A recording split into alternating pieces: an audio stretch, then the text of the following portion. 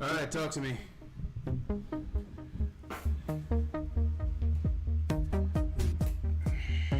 I hear you. You sound a lot clearer. Okay, good. Okay. Let's see if the stream's back on or not. Alright. Let's see if we can get remotely back to the numbers we had a minute ago. Nice. No, I do not want to abuse that. It's delivered. You know what? What's the point of being a Discord mod if you can't abuse your power a little bit?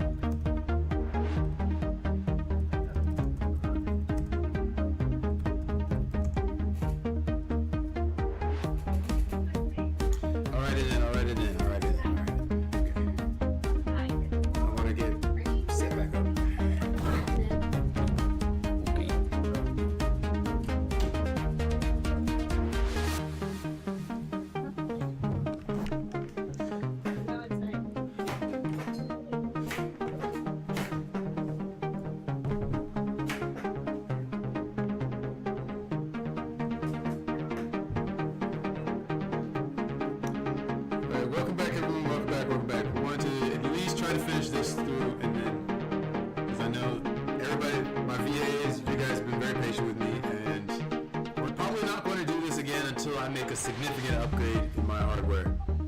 So, putting money towards that immediately. I did want to shout out a donation that happened just a few minutes before the stream went down, which was from Clementrix. It says Cerberus is the best, changed my mind. Also, more power to the potato that is holding on for dear life. Thank you for that. I appreciate that. Everyone just roasting. My computer loving it. Alright. Shout out the potato. Yeah. The potato is begging. It is. Alright. Now that we're back a little bit, we're at least back to half the viewership number we were a minute ago. Let's try to round this out. We'll do this for about maybe. This has been about 15 minutes. We'll do this for about. Try to see if we can squeeze about 2 or 3 more, and then we'll call it a day. All right. From the top. All right. Okay. Luna chucks the cactus into the empty trash bin, where the pot shatters, sending stray clods of dirt and shards of ceramic flying. Oh, wait, you're not sharing your screen to the Discord. See, that would, Yeah. That would be a crucial part.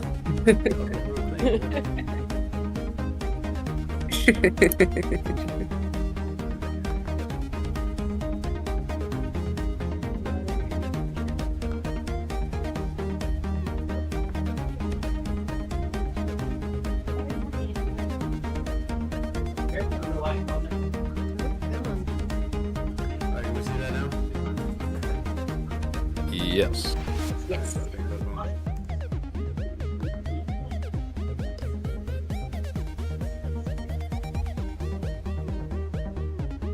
Hey, what the fuck? I lifted that thing for you. So, cry me a river. I don't recall asking for someone to take care of. Wasn't that your job once upon a time? Shudder grimaces, turns away. Kicking open the back door, she returns to the abandoned RV parked in your backyard.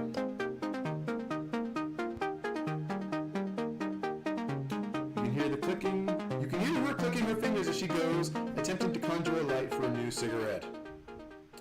You hope she doesn't set fire to the recreational vehicle, but are far too unsteady to really do anything about it.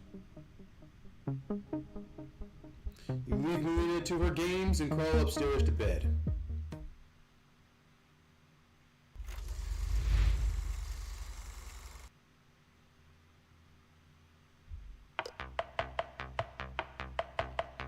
And that was the first one.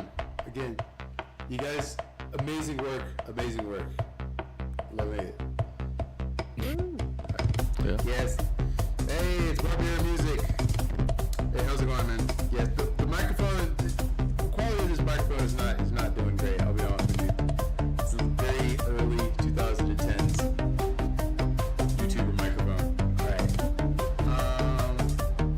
interest of time, I know that some people do have to get out with the different time zones. So, who would like to go next?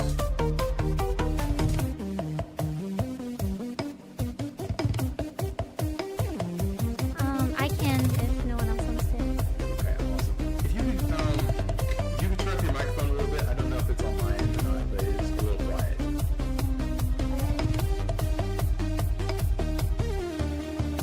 Is this better? Yes, appreciate it.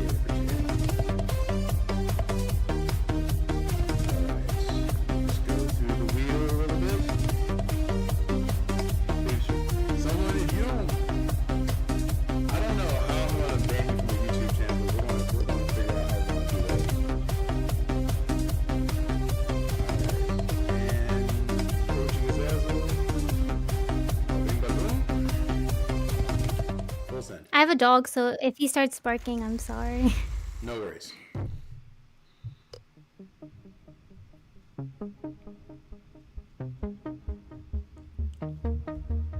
Late one night, you are dragging yourself to bed after you, Modius, Pandemonica, and Melina sat down for an impromptu movie marathon. You notice a bright light spilling out into the hallway from the crack underneath Azazel's door. With a groan, you make your way over and knock on her door. From inside, you hear the momentary shuffling of papers before a small voice answers you. Yes? Who is it? There's something about the angel's chipper tone that makes you question your own sanity, let alone hers. Azazel, do you realize how late it is? Don't you?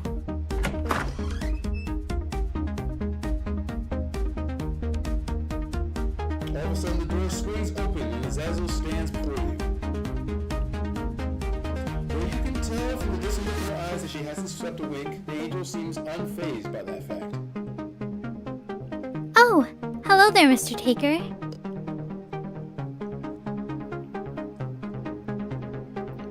Goodness me, is it that late already?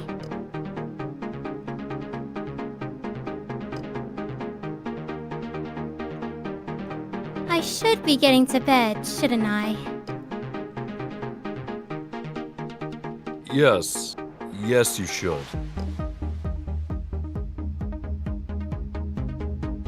Against your better judgment, you look past Azazel and peer into the messy room behind her. While you would describe the space as being typically tidy, there is something extra chaotic about the state of it tonight that causes you to worry for the angel's mental state. What are you working on in there, anyway? Hmm? Oh, my thesis. Azazel turns to look at her mess of scattered papers and leaning towers of books with a strange sense of pride in her voice.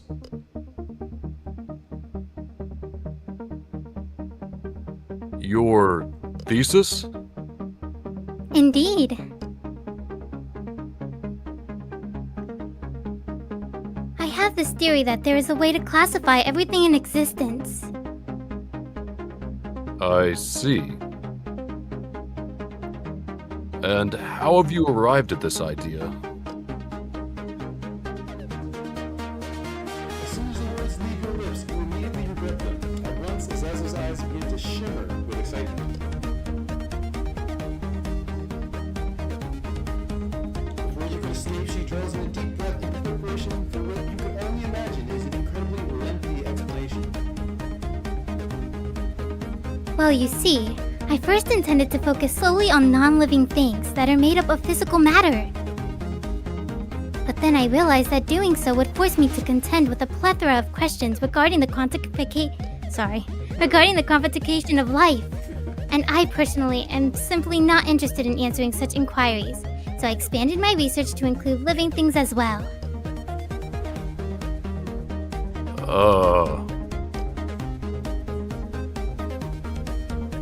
That whole conundrum, of course, got me thinking.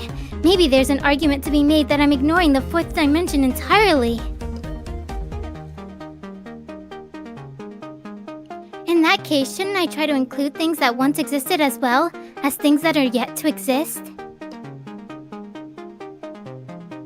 I suppose? And while I'm at it, I really shouldn't... Sorry, it's like lagging really bad. Yeah. I really shouldn't discriminate when it comes to things that exist only within our plane of reality. That is to say, heaven, hell, and the world in between. So needed, I include things from all the realms.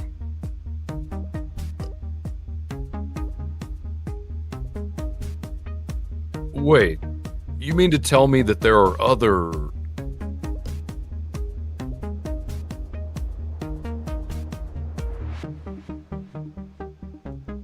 Sorry, it's lagging. You know what? Never mind. What I'm gathering is this.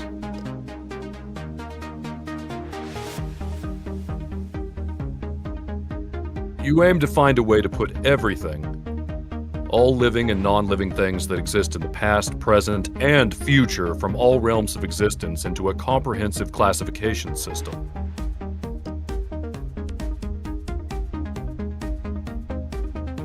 Yep.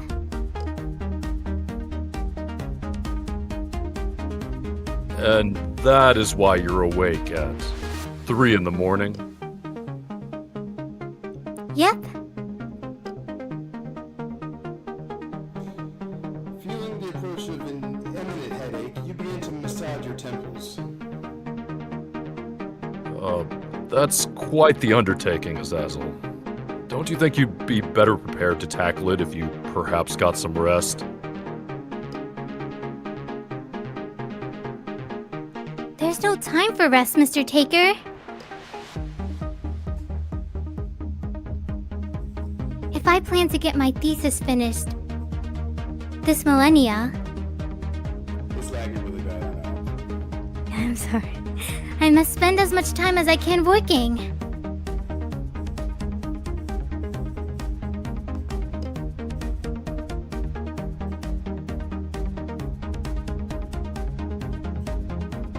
Very well.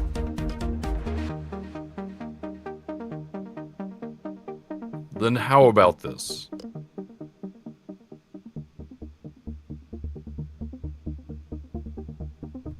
There's a museum in the city that has a whole slew of exhibits that I'm sure would be perfect for your research.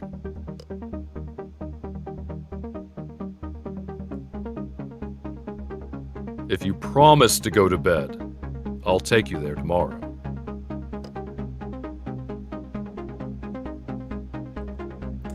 At the mere mention of the museum, Azazel's eyes become wide as saucers. Do you really mean it, Mr. Taker? I do. Now, do we have a deal?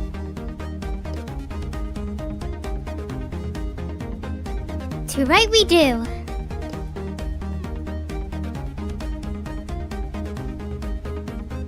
Good night, Mr. Taker.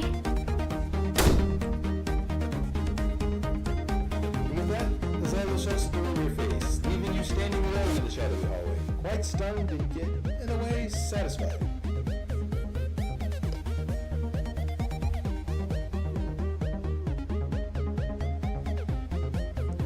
It's like two people in the chat just constantly spamming together. As you make your way to your own bed, you peek over your shoulder just in time to see the light in the angel's room click off, plunging the corridor into total darkness.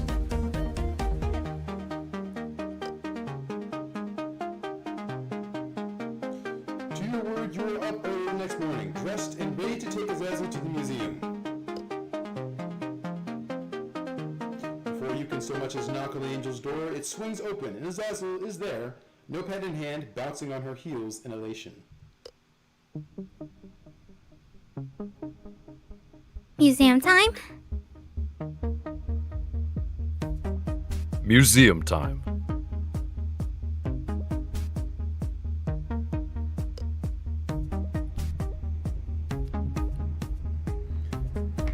Both of you load up into the car and set off for the city. museum is a fair distance away. It's just taking a little bit to load. Azazel turns what would otherwise be a long, quiet, and perhaps to some boring drive into one filled with nauseatingly thorough lecture around every intimate detail of her thesis and the research that he has done so far.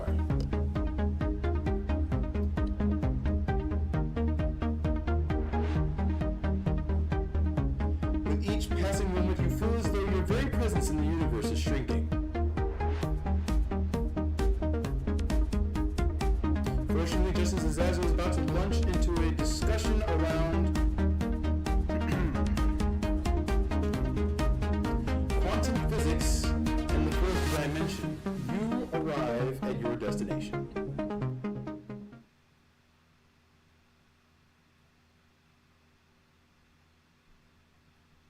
Come on.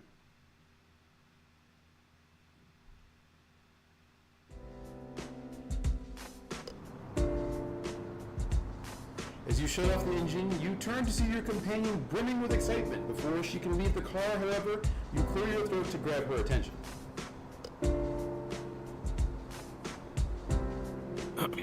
Hey, Azazel. What is it, Mr. Taker?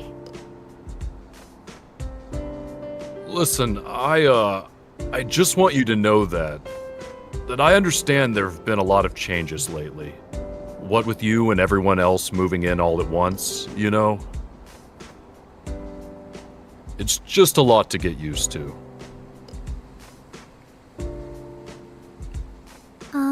Sure, I suppose. But I don't understand what...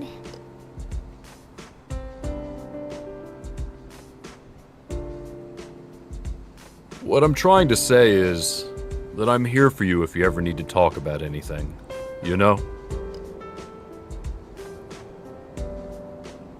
If something is bothering you, you don't have to, you know, keep it all bottled up.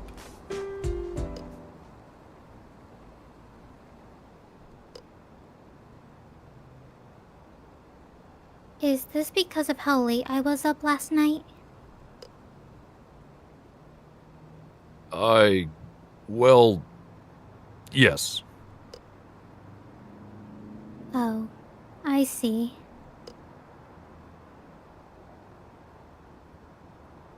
The angel sighs and her shoulders sag, as if every ounce of her joyous energy has left her all at once. You have never seen her look so downtrodden before. You must think I'm weird too. No, I suppose I can't blame you. I mean, not many people get quite as excited about research as I do. It's just that I'm really passionate, you know?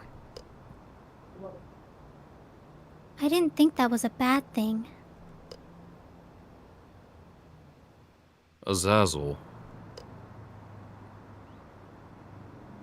If you want the truth, Mr. Taker, I've never felt happier than when I came to live with you.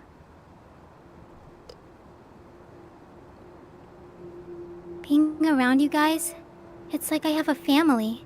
People who accept me unconditionally, even if some aspects of me are a little odd. And because of that, I've had the comfort and freedom to pursue the things that mean the most to me.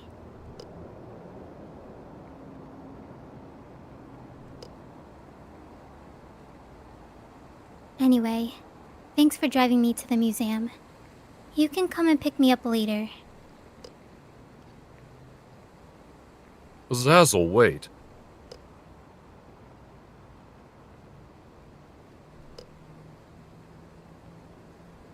I feel as though I owe you an apology. I can see that my assumptions have hurt your feelings, and for that I am sorry.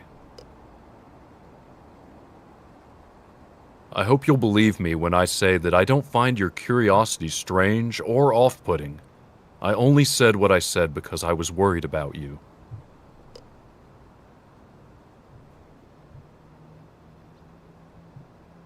If you'll permit me, I would like to make amends in any way that I can.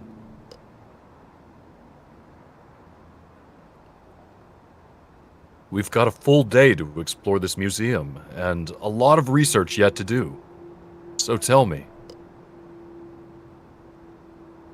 how can I help? Azazel looks at you skeptically. Though it's clear she wants to believe you, you nevertheless see traces of hurt behind her clear blue eyes. Do you mean that? I do. The angel nods, accepting your apology. Very well. Come, let's see what the museum has in store for us.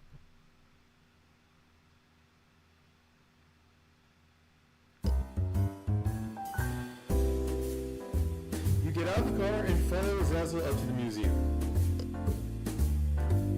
Inside, you are immediately presented with a directory that covers an entire wall. From the looks of things, there's so much in this museum that it would be impossible to get through all of it in one day. Nevertheless, you are determined to cover as much ground as possible with the time that you have.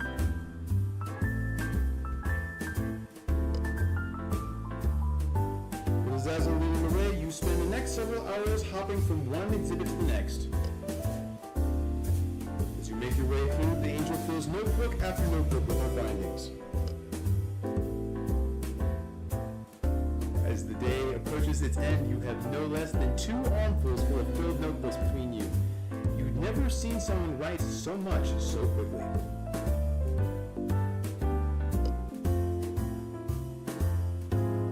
After glancing at the clock, you turn to Azazel. We've got 1 hour left. Just enough time to hit one more exhibit. So, what'll it be?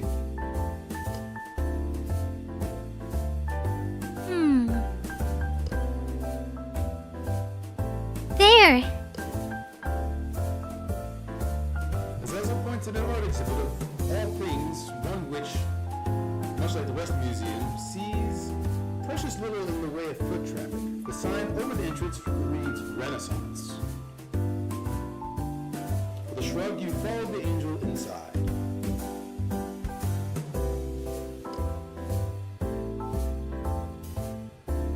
Once there, you are surrounded by white walls, marble floors, and a massive, well-lit paintings.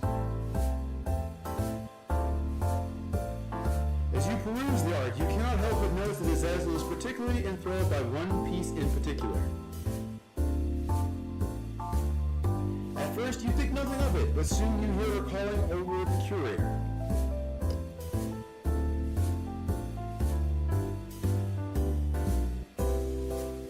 Pardon me, sir, but I'd like to ask you about this piece here. Oh man, I wanted to know a voice. Alright, let's go.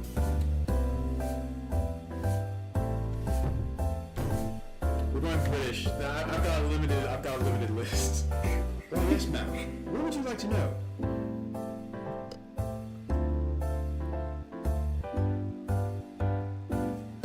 Are you aware that this piece in particular is forgery? All of a sudden, the murmur which had once permeated the entire gallery is strangled into silence. What few patrons linger by gasp at the revelation. You nearly drop the notebooks in your arms as you hurry over to where Azazel and the curator are standing. When you arrive, you notice that the curator is turning a vivacious shade of violet.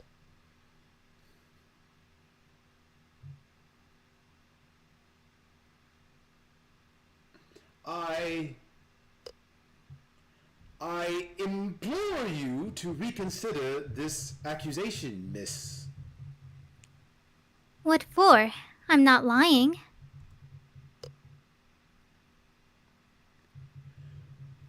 Why, you were quick to step in between Azazel and the mounting rage of the art curator. The fact that you tower over the man seems to do well to subside his anger for the moment. Please relax, sir. I promise you, she means no harm. The curator sputters.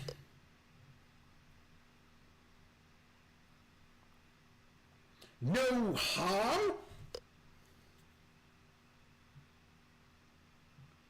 Did you hear what she said about my gallery?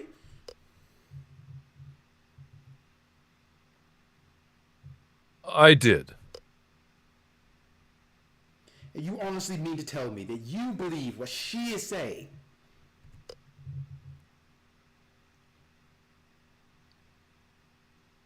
Yes, as a matter of fact, I do. That's it! I want the two of you out of this gallery and out of this museum! From now on, you are banned! Do you hear me? Banned!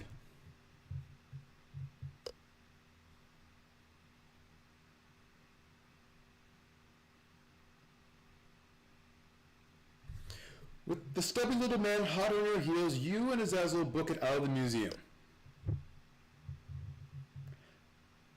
Once you get to your car, you dump the notebooks in the back seat and jump in to start up the engine.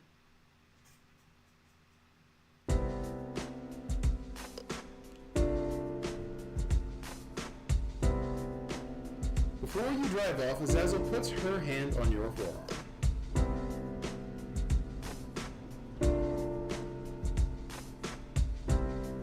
Thank you.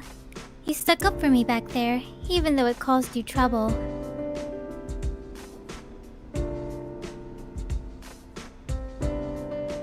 That means a lot. I hope you know.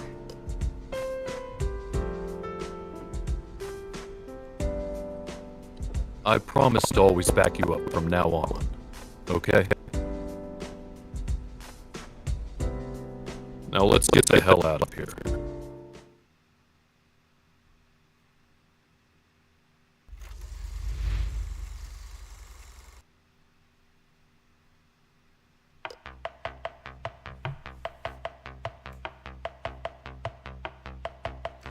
And that was part 2! Huge round of applause to our viewers out here. Thank you, chat. Thank you, chat. Thank you, guys. You guys did great. Appreciate it. Even with the lags troubles, you guys took it like champs.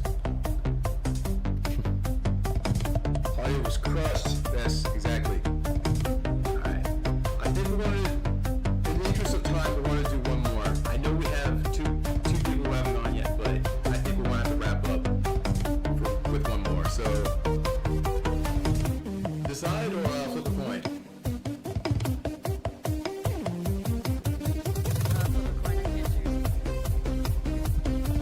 Caroline, if you spoke, I can't hear anything. Your mic is super low. Okay. Just let me know when you can hear me. Okay, Caroline, if you want to go next, I don't think the stream can hear you either. If you could turn up the volume on your microphone just a little bit, then we can go. Yeah, hold on. Alright. Awesome. Want to wrap up with one more?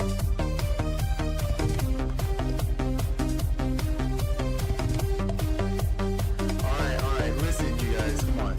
This can't be a non-stop dunk on my microphone. I can't fix it.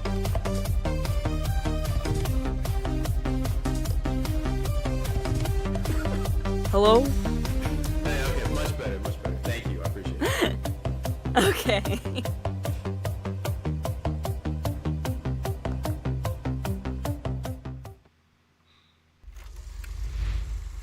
Alright, rolling. Last one.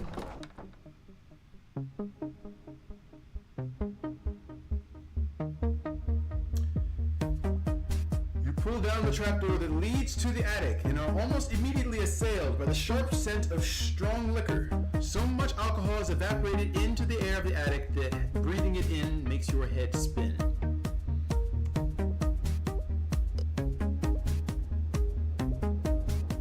Bottles lie strewn across the otherwise clean room, with the exception being the wooden desk in the far corner of the room, squatting upon which is a large black computer. Slouching on an old leather couch at an angle incompatible with long-term back health, Melina scowls peevishly at you from heavily lidded eyes.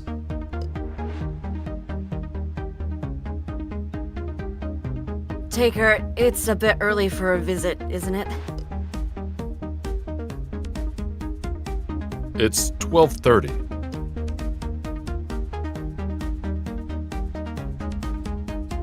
Did I stutter? If there's daylight, then it's still too early for me to be awake. Shielding her eyes from the faint few streams of daylight, natural daylight, filtering in through her curtains, Melina groans. Ugh, pass me that bottle, would ya? The Ishtvan one? You grab a requested bottle of Uncle Istvan's hermit juice off a nearby coffee table and walk over to Melina. You sit down next to the demon and hand her the bottle. Pulling the cork out with her teeth, she sucks the bottle dry of liquor in 3 deep swigs, tossing it carelessly behind her and into the garbage can. Goddamn. Man, I'm going to do a lot of digging. Okay. From the clattering of the bottle against bottle, you conclude that it hasn't been emptied in quite some time. That or Melina fills it with extreme prejudice.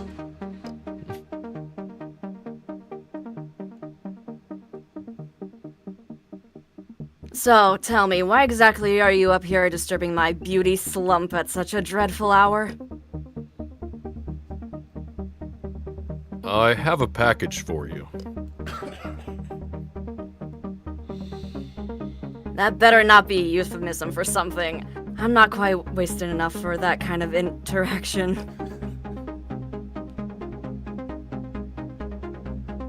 Nope. Ship it. Judging from the shape, I'm sure it's one of the games you ordered. Eyes suddenly shining, Melina leans forward and snatches the brown wrapped package from you. She rips the top of the package off with her teeth, rummaging around inside it with her free hand. She extracts a slim case from inside.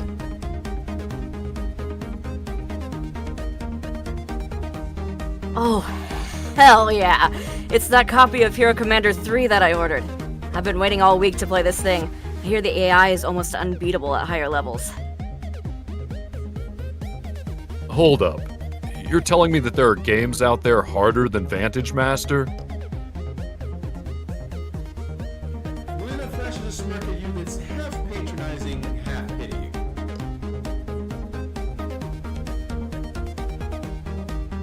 Oh yes, you've no idea.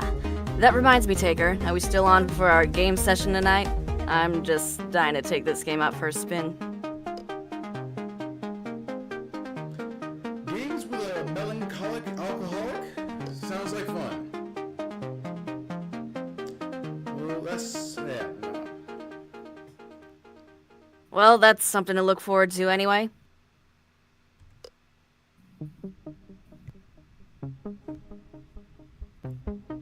One more thing. Could you pick up some curacao before tonight? I want to try making something new.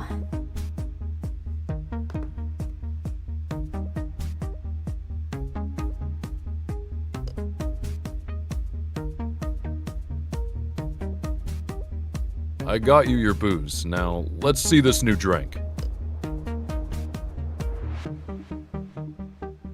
Alright, 1 second.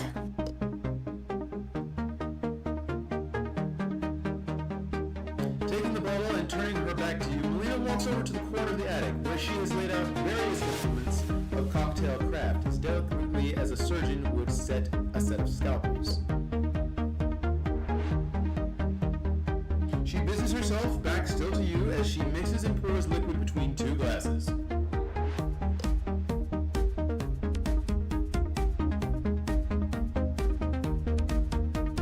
And here it is, the green iguana. It's nauseatingly green and looks cartoonishly radioactive.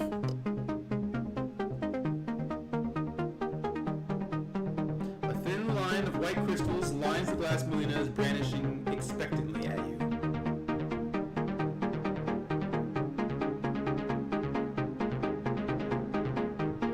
Thanks.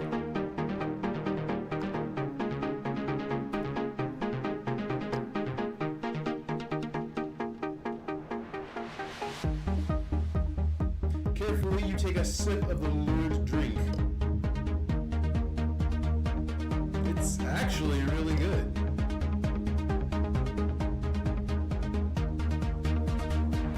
How is it?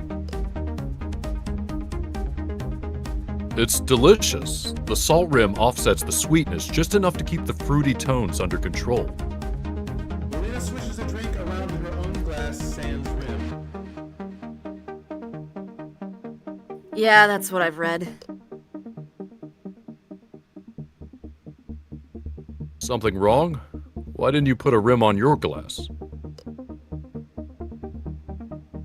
I can't. Salt gets demons pretty fucked up. And not at all in a fun way. Huh. I thought that was just hearsay. Nope, it's real, alright. And damn painful, too.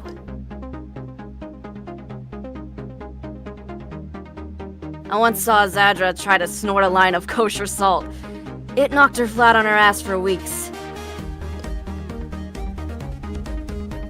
She couldn't even talk without shooting blood from both nostrils like some stupid cartoon character. She pauses for a moment, thinking to herself. Best 2 weeks of my life, actually. She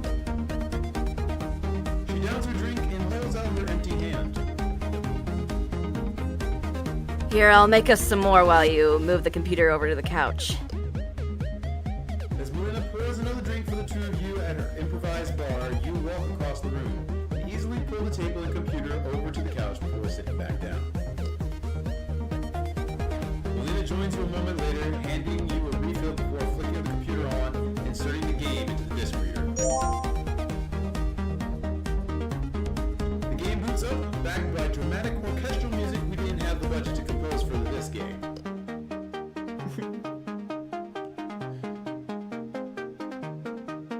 We're starting on hard difficulty, right? Like there's any other rational option. Damn straight. Now, are we playing on campaign? Or maybe survival mode would be better? Look, it even has a versus mode. Hard pass on that one. Competition isn't worth the bridges burned. Trust me on that. Survival then. That way if you die early on, I get a turn. Like I'm gonna let that happen. Hope you're comfortable sitting there, Chief, cause it's gonna be a long time before you get your turn in. True to her word, Melina plays the game like the seasoned veteran that she is, and she cruises through the game like a battleship on steroids until... Goddamn quicksand! Why the developers would even consider implementing a hazard that kills your units on contact with absolutely no warning is beyond me. My turn then. Any sage advice? Yeah, get good, or get off and let me try again. You do neither, and the two of you spend the next several hours in the attic routinely swearing at the game in turn. As the night begins to wrap up, the two of you slump sideways more and more until you're resting shoulder to shoulder on the couch.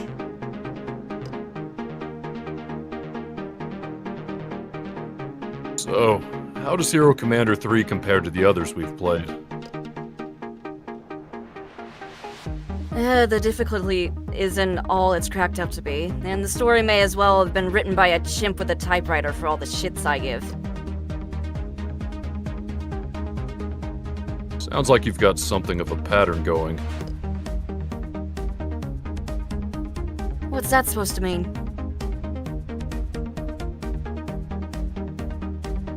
You've done nothing but complain about the last 3 games you've gotten. I'm starting to think you're not actually enjoying them. These last few game nights we've had have all ended the same way too, with you getting mad at the game and spending the next couple days sulking, before you set your heart on a new game and we do the whole thing over again. So you're saying you don't want to play games with me anymore? That's fine, I'm perfectly capable of enjoying myself without your big dumb face taking up my peripheral vision. It's not that. I enjoy playing games with you. It's actually quite the welcome relief from the rest of the house. I'd just like to include a little more variety in our time together. That's all.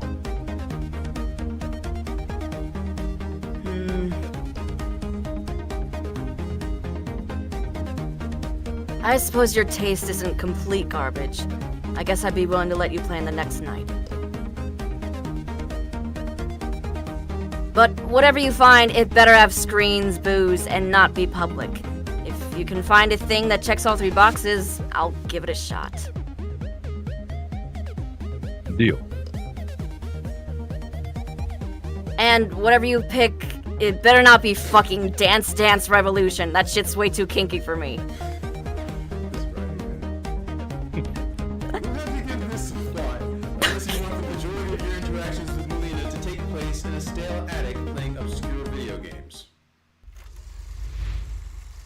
And that was about 3. Oh. Yippee. Awesome. Yeah. Once again, thank you. And Hazuki, been an absolute trooper going through each 3 of these. So, again, it was super last minute. Thank you once again. Guys. Oh, no problem. This has been great. We want to wrap up here. If you ever want this to happen again, please like this. Please send me any clips that you have right now so we can get as much attention to these guys as possible.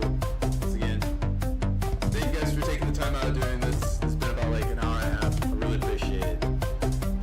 It was a lot of fun. Mm-hmm. Ton of fun. Yeah. All the people who voiced here today did a very good job. I enjoyed every bit of it. You all did a wonderful job. Yeah, I was just having just non-stop fun. This was great. Alright. Thank you. Oh. Yeah, let's do it again. Thank you.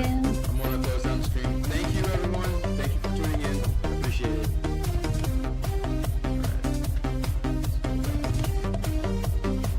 Bye. See ya. Bye-bye.